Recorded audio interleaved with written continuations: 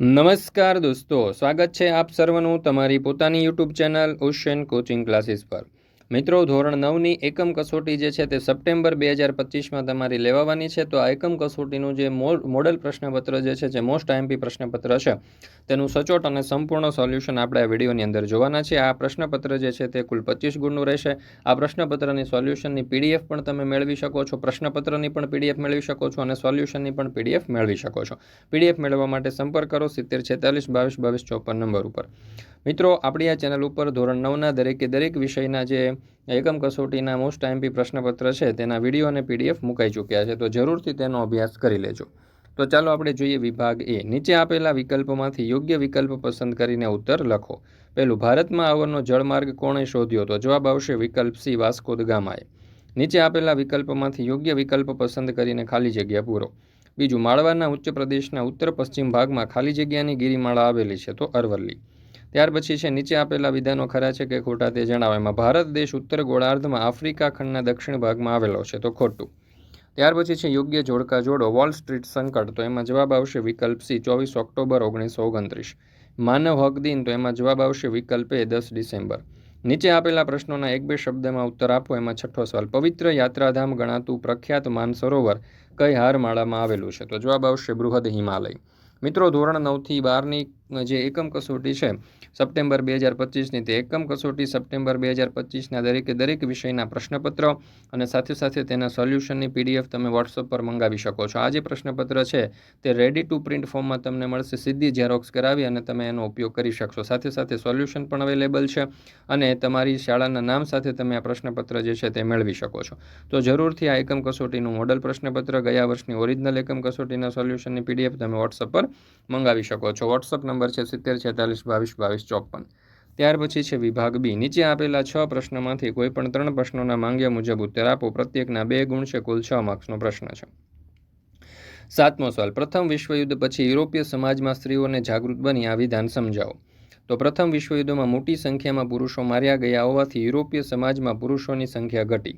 આથી જીવનના અનેક ક્ષેત્રોમાં કામ કરવા માટે સ્ત્રીઓએ આગળ આવવું પડ્યું. સ્ત્રીઓએ પુરુષોની કૌટુંબિક અને વ્યવસાયિક જવાબદારી સ્વીકારી. સ્ત્રીઓ ઘરની 4 દિવાલમાંથી બહાર આવી. તેમનામાં આત્મવિશ્વાસ વધ્યો અને રાજકીય જાગૃતિ આવી. પરિણામે યુરોપના કેટલાક દેશોમાં સ્ત્રી મતાધિકાર માટેના આંદોલનો થયા. આમ પ્રથમ વિશ્વયુદ્ધ પછી યુરોપીય સમાજમાં સ્ત્રીઓ જાગૃત બની. 12મો સવાલ, 22 જાન્યુઆરી 1905ના દિવસને રશિયાનો લોહિયાળ રવિવાર તરીકે ઓળખવામાં આવે છે. આ વિધાન સમજાવો. તો 22 જાન્યુઆરી 1905ના રવિવારના દિવસે ફાધર ગેપોન નામના એક પાદરીના નેતૃત્વ નીચે એક વિશાળ લોકોનું સરઘસ ઝાર નિકોલસ બીજાને આવેદનપત્ર આપવા માટે તેના મહેલે ગયું. બધા લોકો નિશસ્ત્ર હતા. આ લોકો પર જ્યારે લશ્કર દ્વારા ગોળીબાર કરાવી હજારો નિર્દોષ લોકોને મારી નાખ્યા અને હજારોને ઘાયલ કર્યા. સેન્ટ પીટર્સબર્ગના ઝાર મહેલના આગળનો બરફ લોહીથી લાલ થઈ ગયો. આથી 22 જાન્યુઆરી 1905ના દિવસ રશિયાનો લોહિયાળ રવિવાર તરીકે ઓળખાય છે. 9મો પ્રશ્ન છે સંકલ્પના સમજાવો કાળો કાયદો. તો અંગ્રેજ સરકારે પોતાના વિરોધીઓ ઉપર દમન ગુજારવા માટે રોલેટ એક્ટ બનાવ્યો. તેનાથી ભારતીયોનું વ્યક્તિ સ્વાતંત્ર્યતા અને વાણી સ્વતંત્રતા છીનવાઈ ગયું. ગાંધીજીએ રોલેટ એક્ટને કાળો કાયદો કહ્યો હતો. ત્યાર પછી છે 10મો સવાલ, ભારતના આમુખમાં કયા આદર્શો જણાવવામાં આવ્યા છે? તો સાર્વભૌમ, સમાજવાદી, બિનસાંપ્રદાયિક, લોકશાહી અને પ્રજાસત્તાક સંસ્થાપિત કરવો, દેશમાં સામાજિક, આર્થિક અને રાજકીય ન્યાયની સ્થાપના, વિચાર, વાણી અને માન્યતાની અભિવ્યક્તિની સ્વતંત્રતા, ધર્મ અને ઉપાસનાની સ્વતંત્રતા, વ્યક્તિત્વના વિકાસ માટે દરજ્જા અને તકની સમાનતા, વ્યક્તિના સર્વાંગી વિકાસ માટે ગૌરવની સ્થાપના તથા રાષ્ટ્રની એકતા અને અખંડિતતાને સુદૃઢ કરે એવી બંધુત્વની ભાવના.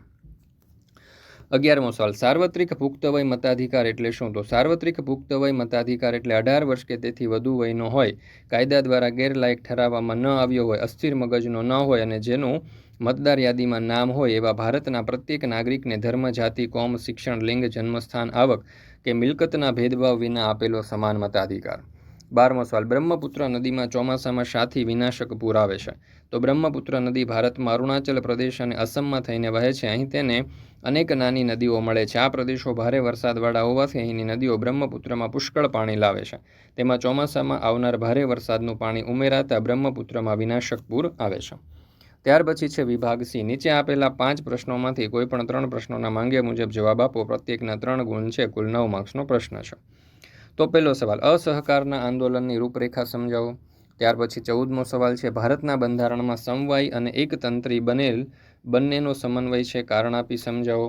ત્યાર પછી 15મો સવાલ, સામાજિક અને આર્થિક સમાનતા વિના રાજકીય સમાનતા અધૂરી છે, આ વિધાન સમજાવો. ત્યાર પછી 16મો સવાલ, ભારતના પૂર્વ તટીય અને પશ્ચિમ તટીય મેદાનોની તુલના કરો.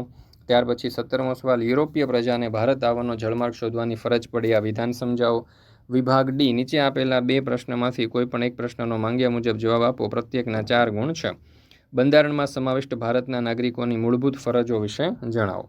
તો એ પણ આપણે અહીંયા દર્શાવેલું છે. ત્યાર પછી 19મો સવાલ, ભારતની જમીનના પ્રકારો જણાવી કોઈ પણ 2 પ્રકારોના વિસ્તૃત માહિતી આપો. ત્યાર પછી આપણે આ જે પાર્ટ છે તે અહીંયા, એટલે કે આ જે ધોરણ 9નું સામાજિક વિજ્ઞાન વિષયનું એકમ કસોટીનું મોસ્ટ આઈએમપી મોડલ પ્રશ્નપત્ર જે છે તે આપણે અહીંયા પૂર્ણ કરીએ છીએ. ફરી મળીશું મિત્રો આપણે ધોરણ 9ના એક નવા પ્રશ્નપત્રના સચોટ અને સંપૂર્ણ સોલ્યુશન સાથે.